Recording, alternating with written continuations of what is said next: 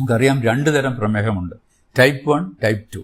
ശരീരത്തിൽ നാം കഴിക്കുന്ന ഭക്ഷണത്തിൽ നിന്നുണ്ടാകുന്ന ഗ്ലൂക്കോസ് അഥവാ അന്നജം അത് ശരീരത്തിന് ഉപയോഗിക്കാൻ പറ്റാത്ത വിധത്തിൽ ആയിത്തീരുന്ന ഒരു സ്ഥിതിഗതികളാണ് പ്രമേഹം എന്ന് പറയുന്നത്. ഞാൻ നേരത്തെ പറഞ്ഞാൽ ഒരുപക്ഷെ ജന്മനാല് തന്നെ ശരീരത്തിൽ തുടങ്ങിയിരിക്കും, പക്ഷെ ഒരു കാലഘട്ടത്തിലേ അത് പുറമേക്ക് കാണുകയുള്ളൂ. അതിന് വരുന്നതിന് മുമ്പ് തന്നെ പല പല ലക്ഷണങ്ങളുണ്ട്.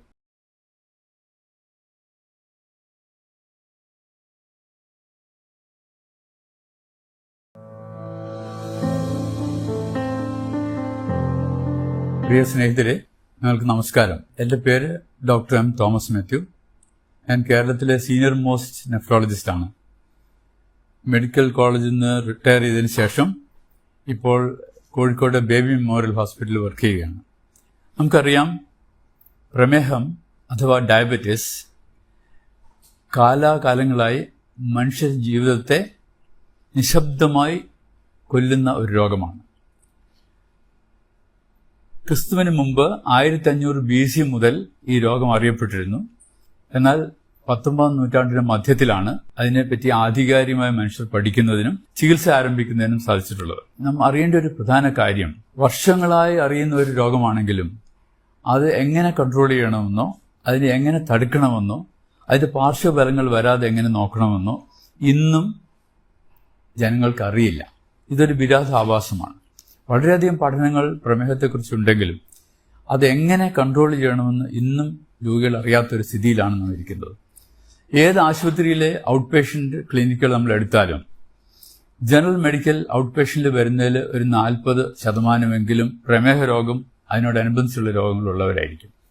ഒരു സർജിക്കൽ സൈഡിലാണെങ്കിൽ അതിലും കാണാം 40-50%.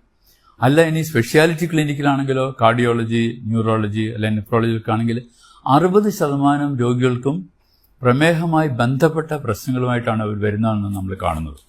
ഇതെന്തുകൊണ്ടാണ് ഇത്രയും വിദ്യാഭ്യാസവും ഇത്രയും ലോകജ്ഞാനവും ഇത്രയും രോഗങ്ങളെപ്പറ്റിയുള്ള വിവരമുള്ളൊരു ജനതയ്ക്ക് ഇതെന്തുകൊണ്ടാണ് ഇങ്ങനെ സംഭവിക്കുന്നതെന്ന് നാം ആലോചിക്കാറുണ്ട്. അധികം പേരും പറയും, രോഗമൊന്നുമില്ല, ഇപ്പോൾ ഒരു തലവേദനയായി ഡോക്ടർ നോക്കിയപ്പം പ്രഷർ ഉണ്ടെന്ന് പറഞ്ഞു, പിന്നെ ടെസ്റ്റ് ചെയ്യുമ്പോൾ കിഡ്നിക്ക് കേടുണ്ടെന്ന് പറഞ്ഞു. അപ്പോൾ ഷുഗർ ഉണ്ടോ നിങ്ങൾക്ക്? ഷുഗർ ഇല്ല, പക്ഷെ പണ്ടൊക്കെ കുറച്ച് ബ്ലഡ് ഷുഗർ കുറച്ച് അധികമുണ്ട്. എന്തെങ്കിലും മരുന്ന് കഴിക്കണ്ടോ? മരുന്നൊന്നുമില്ല, ഭക്ഷണത്തിൽ കൺട്രോളാണ്. ഇവിടെ ഇതാണ് സ്ഥിതി. അവർ അഡ്മിറ്റ് ചെയ്ത് നോക്കുമ്പോൾ കാണാം ബ്ലഡ് ഷുഗർ 360, ബ്ലഡ് പ്രഷർ 160/100. അപ്പോൾ പറയും ഇതുവരെ പ്രശ്നമൊന്നും ഉണ്ടായിരുന്നില്ല, ആശുപത്രി വന്നതുകൊണ്ടാണ് രോഗം ഉണ്ടായെന്നാണ് ജനങ്ങൾ ധരിക്കുന്നത്. ഈ പ്രമേഹം എന്നുള്ള രോഗം ഒരുപക്ഷെ നമ്മൾ ജനിക്കുമ്പോൾ തന്നെ തുടങ്ങുന്ന ഒരു രോഗമാണ്.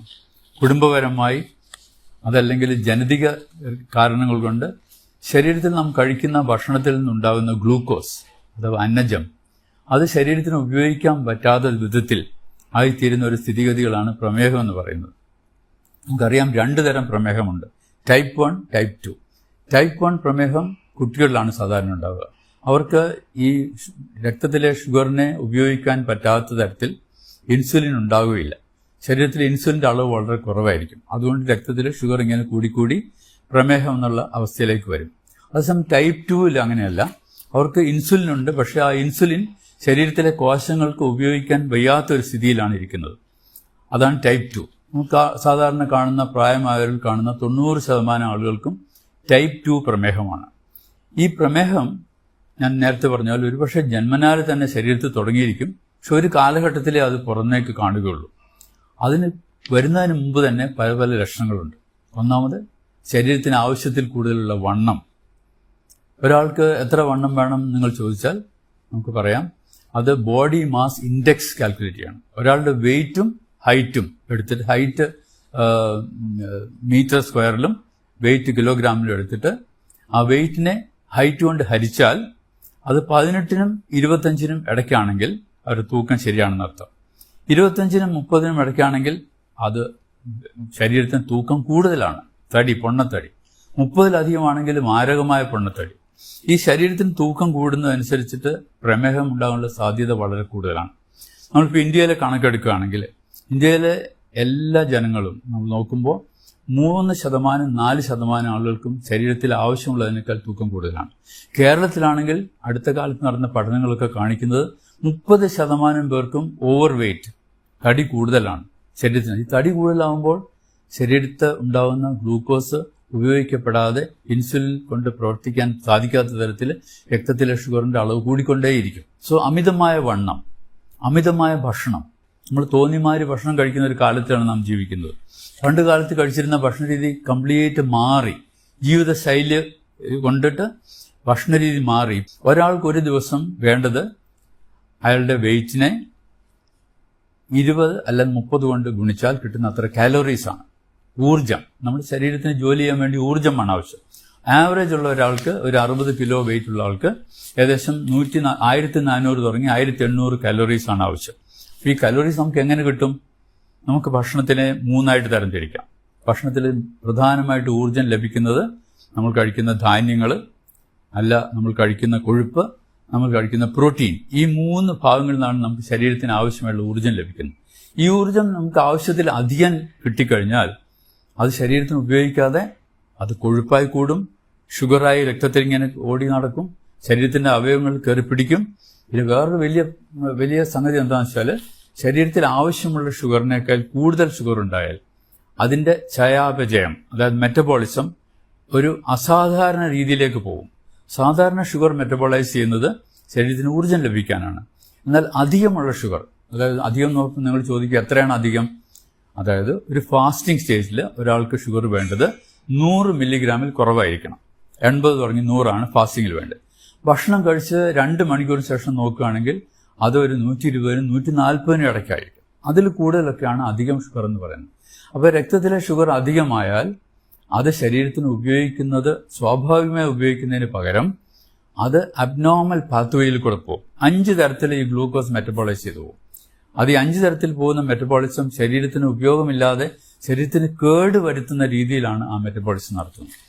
അപ്പോൾ എന്ത് പറ്റും? ഈ ഷുഗർ ശരീരത്തിന് ഉപയോഗിക്കാതെ കൊഴുപ്പായി ലിവറിലേക്ക് പോയി അടിയും, ഫാറ്റി ലിവർ ഉണ്ടാവും.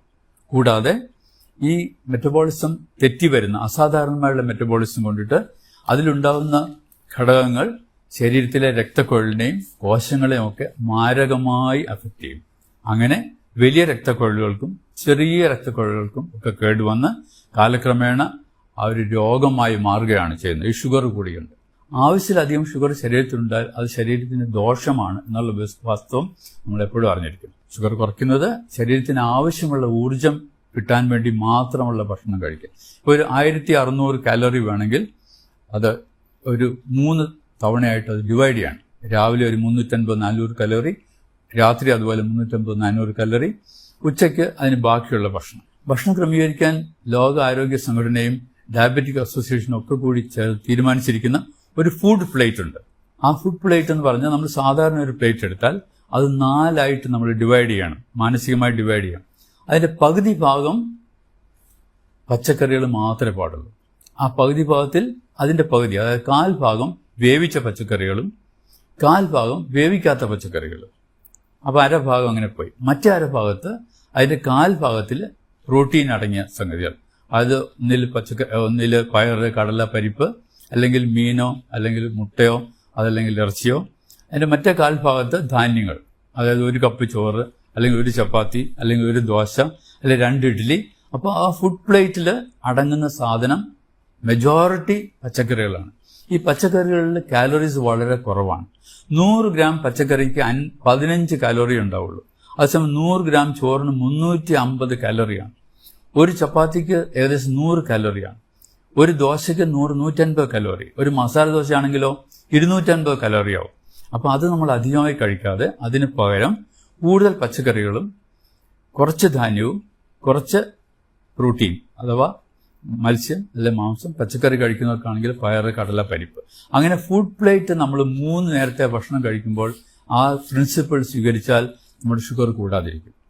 അത് വെജിറ്റേറിയനായിട്ടും നോൺ വെജിറ്റേറിയനായിട്ടും ഐറ്റംസ് നമ്മൾ താരതമ്യപ്പെടും. ബാക്കി ഭക്ഷണങ്ങളിൽ നിന്ന് നമുക്ക് കിട്ടുന്നത് അന്നജം, അതായത് ധാന്യങ്ങൾ എന്ന് പറയുമ്പോൾ അരിയാവും, ഗോതമ്പാവും, പഴങ്ങൾ, അധികം മധുരമില്ലാത്ത പഴങ്ങൾ, ഇതിന്നൊക്കെയാണ് മെയിനായിട്ടുള്ള 60%, 50% എനർജി കിട്ടുന്ന ഈ ഭക്ഷണത്തിനാണ്. അതേസമയം കൊഴുപ്പിന് കിട്ടുന്നത് വളരെ അധികമാണ്. 20%എങ്കിലും കൊഴുപ്പിന് നമുക്ക് കിട്ടണം, 20-25%. അപ്പോൾ ഈ കൊഴുപ്പിന് എങ്ങനെയാണ് കിട്ടുക? കൊഴുപ്പ് നമ്മൾ ഉപയോഗിക്കുന്ന എണ്ണ, 1 സ്പൂൺ എണ്ണയിൽ ഏകദേശം 45-50 കലോറിയുണ്ട്. അപ്പോൾ എണ്ണയുടെ അളവ് കുറയ്ക്കണം. അതുപോലെ തന്നെ പ്രോട്ടീനിന് ഒരു 20-25% കാലറീസ് പ്രോട്ടീന് ലഭിക്കണം. അതുകൊണ്ട് പ്രോട്ടീൻ കഴിക്കുന്ന അളവും കുറയ്ക്കണം. ഇങ്ങനെ നമ്മൾ കൺട്രോൾ ചെയ്താൽ നമ്മുടെ ഭക്ഷണ രീതി വളരെ കറക്റ്റാവും. നമ്മുടെ ഷുഗർ കൂടില്ല, നമ്മുടെ പ്രമേഹത്തിന്റെ കോംപ്ലിക്കേഷൻ നമുക്ക് വരാതിരിക്കാൻ സാധിക്കും. ഇതൊക്കെ അറിയാമെങ്കിലും നാം വീണ്ടും അറിയാതെ ഭക്ഷണങ്ങൾ കൂടുതൽ കഴിച്ചു പോവുകയാണ്.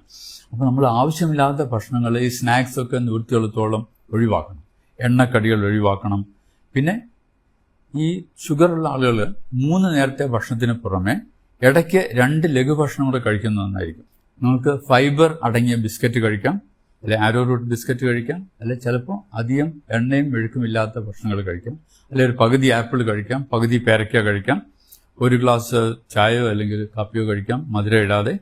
ഇതൊരു ശീലം നമ്മൾ ഉണ്ടാക്കണം, മധുരം ഉപയോഗിക്കാതെ ഭക്ഷണങ്ങൾ കഴിക്കാനുള്ള ശീലം. അതുപോലെ ഏറ്റവും പ്രധാനമുള്ള കാര്യമാണ് ശരീരത്തിന് വ്യായാമം.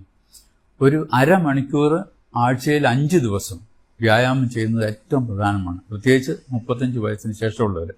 ഈ വ്യായാമം ചെയ്യുമ്പോൾ ശരീരത്തിന് ആവശ്യമുള്ള ഊർജം അത് ഉപയോഗിച്ചു പോകും. അപ്പോൾ ആവശ്യമില്ലാതെ ഊർജം ശരീരത്തിൽ കെട്ടിനിൽക്കില്ല. ഈ വ്യായാമം ചെയ്യുമ്പോൾ ആ ഊർജം അതിനായിട്ട് ഉപയോഗിച്ചു പോകും. അങ്ങനെ നമ്മുടെ ശരീരത്തെ നല്ല ആരോഗ്യസ്ഥിതിയിൽ മെയിൻറ്റെയിൻ ചെയ്യാൻ സാധിക്കും. ഇങ്ങനെയൊക്കെ ചെയ്താലും ജനിതകമായി ഉണ്ടാകുന്ന ഡയബറ്റീസ് വരാതിരിക്കില്ല. വന്നു കഴിഞ്ഞാൽ നമ്മൾ അതിനുള്ള മരുന്നുകൾ കൃത്യമായിട്ട് എടുക്കും. ഡോക്ടറെ സമീപിച്ച് ആ മരുന്നുകൾ എന്ത് വേണമെന്ന് ചോദിച്ചാൽ ഡോക്ടർ പറഞ്ഞുതരും. അതനുസരിച്ച് മരുന്ന് ഉപയോഗിക്കാം, ഗുളികൾ ഉപയോഗിക്കാം. അത് പോരാതെ വരികയാണെങ്കിൽ വരുന്ന സന്ദർഭങ്ങളിൽ നമുക്ക് ഇൻസുലിൻ ഉപയോഗിക്കാം. അങ്ങനെ ഷുഗർ കൺട്രോൾ ചെയ്യാം. അപ്പോൾ നിങ്ങൾ ചോദിക്കും, ഷുഗർ കൺട്രോൾ ചെയ്യാൻ ഭക്ഷണം മാത്രം നോക്കിയാൽ പോരാ. ഭക്ഷണത്തിന് ഒരു പരിധിവരെ മാത്രമേ ഷുഗറിനെ കൺട്രോൾ ചെയ്യാൻ പറ്റുള്ളൂ. അതിൽ കൂടുതൽ കൺട്രോൾ വേണമെങ്കിൽ മരുന്ന് വേണം എന്നുള്ളത് തീർച്ചയാണ്. ആ മരുന്നിന് പുറമെ വ്യായാമം, റെഗുലർ ചെക്കപ്പ് ഇതൊക്കെ വേണം. ആഴ്ചയിൽ 1 പ്രാവശ്യമെങ്കിലും രക്തത്തിലെ ഷുഗർ ടെസ്റ്റ് ചെയ്യണം. അതനുസരിച്ചിട്ട് മരുന്നുകളുടെ അളവ് വ്യത്യാസപ്പെടുത്താം. അതുകൊണ്ട് ഈ പ്രമേഹം കൊണ്ടിട്ട് ബാക്കി കോംപ്ലിക്കേഷൻ വരാതെ നമ്മൾ ശ്രദ്ധിക്കണം. ശരീരത്തിന്റെ എല്ലാ അവയവങ്ങളെയും, എല്ലാ ഭാഗങ്ങളെയും, ആന്തരിക ഭാഗങ്ങളെയും ബാഹ്യമായിട്ടുള്ള ഭാഗങ്ങളെയും മുഴുവൻ മാരകമായി പിടിക്കുന്ന ഒരു രോഗമാണ് പ്രമേഹം. പക്ഷെ ഒരാൾക്ക് ഇതെല്ലാം വരണമെന്നില്ല. ചില ആളുകൾക്ക് ഒരു പക്ഷേ കിഡ്നിയുടെ രോഗമായിരിക്കും കൂടുതൽ, വേറൊരാൾക്ക് ഹൃദയരോഗത്തിനായിരിക്കും കൂടുതൽ, വേറൊരാൾക്ക് ഞരമ്പിന്റെ രോഗമായിരിക്കും കൂടുതൽ. അപ്പോൾ ആർക്കാണ് എന്താണ് വരിക എന്നുള്ളത് നമുക്ക് തീർച്ചപ്പെടുത്താൻ പറ്റില്ല. പക്ഷെ ഒരു കുടുംബത്തിൽ ഒരു വ്യക്തിക്ക് ഷുഗർ വന്നിട്ട് കിഡ്നി സംബന്ധിച്ച രോഗമുണ്ടെങ്കിൽ മറ്റു ആളുകൾക്കും ആ രോഗം വരാൻ, കിഡ്നി സംബന്ധിച്ചുള്ള രോഗം വരാൻ സാധ്യതയുണ്ടെന്ന് നാം അറിഞ്ഞിരിക്കണം. അതുപോലെ തന്നെ ഒരാൾക്ക് കാലിലെ ഞരമ്പിന് കേടുവന്ന് ഒരു വിരൽ മുറിക്കുകയൊക്കെ ചെയ്യേണ്ടി വന്നാൽ നാം അങ്ങനെ ആളുകളെ കാണാറുണ്ട്. അവരുടെ കുടുംബത്തിലുള്ള മറ്റാളുകൾക്കും ഇങ്ങനെ വരാൻ സാധ്യതയുണ്ടെന്ന് നാം അറിഞ്ഞിരിക്കണം. ഇപ്പോൾ ഉള്ള കണക്കനുസരിച്ചിട്ട് നമ്മുടെ ലോകത്തിലെ ഇന്ത്യ രാജ്യത്തിനാണ് 2ാം സ്ഥാനം ഷുഗറുള്ള ആളുകളുടെ. ആ ഇന്ത്യ രാജ്യത്തിൽ തന്നെ കേരളത്തിലാണ് 1ാം സ്ഥാനം. ഇതെന്തുകൊണ്ട് ഇങ്ങനെ വരുന്നു എന്നുള്ളതിന് ഒരുപാട് പഠനങ്ങളുണ്ട്. ഒരുപക്ഷെ നമ്മുടെ ജനിതക മാറ്റം കൊണ്ടായിരിക്കാം, അല്ലെങ്കിൽ നമ്മുടെ ജീവിത ശൈലി മാറ്റങ്ങൾ കൊണ്ടായിരിക്കാം, അല്ലെങ്കിൽ അടുത്ത കാലങ്ങളിലുണ്ടായ ഫുഡ് ഹാബിറ്റ്സിന്റെ മാറ്റങ്ങൾ കൊണ്ടായിരിക്കാം. അപ്പോൾ ഇങ്ങനെ വരുന്ന ഷുഗർ ഭാവിയിൽ ഈ ഇൻസുലിനൊക്കെ ഉള്ളതുകൊണ്ട് ജീവിത ദൈർഘ്യം കൂടും. ജീവിത ദൈർഘ്യം കൂടുന്തോറും ഈ രോഗത്തിന്റെ കോംപ്ലിക്കേഷൻസ് കൂടുതൽ വന്നുകൊണ്ടിരിക്കുകയാണെന്ന് നാം മറക്കരുത്. അപ്പോൾ ഈ കോംപ്ലിക്കേഷൻസ് വരാതിരിക്കണമെങ്കിൽ കൃത്യമായി നമ്മളിതൊക്കെ നോക്കി വെച്ചിരിക്കണം. ഏതൊരു പ്രായം ആയ ആളും, 30 വയസ്സിന് കഴിഞ്ഞ ആളും വർഷത്തിൽ ഒരിക്കലെങ്കിലും അവരുടെ ബ്ലഡ് ഷുഗർ നോക്കണം. ബ്ലഡ് ഷുഗർ നോക്കുമ്പോൾ അത് വേണ്ടതിലധികമാണെന്ന് കണ്ടാൽ തീർച്ചയായും ഡോക്ടറെ സമീപിച്ച് അവരുടെ വെയിറ്റ് മനസ്സിലാക്കണം. വെയിറ്റ് അനുസരിച്ചിട്ട് അത് ക്രമീകരിക്കണം, ഭക്ഷണ രീതി ക്രമീകരിക്കണം. നമ്മൾ ഒന്ന് രണ്ട് നമ്പേഴ്സ് ഓർത്തിരിക്കുന്ന എപ്പോഴും നല്ലതാണ്. Number 30, number 40, number 70, number 80, number 90. നമ്മൾ ചോദിക്കുന്നത് എന്താ നമ്പർ? നമ്മുടെ 40 എന്ന് പറഞ്ഞാൽ ആണുങ്ങളുടെ കഴുത്തിന്റെ ചുറ്റളവാണ്. കഴുത്തിന്റെ ചുറ്റളവ് 40 കൂടിയാൽ പ്രമേഹം വരാനുള്ള സാധ്യത കൂടുതലാണ് ചുരുക്കം. അത് സ്ത്രീകൾക്കാണെങ്കിൽ 30 കൂടുതലാണെങ്കിൽ അതും പ്രമേഹം വരാൻ സാധ്യതയാണ്.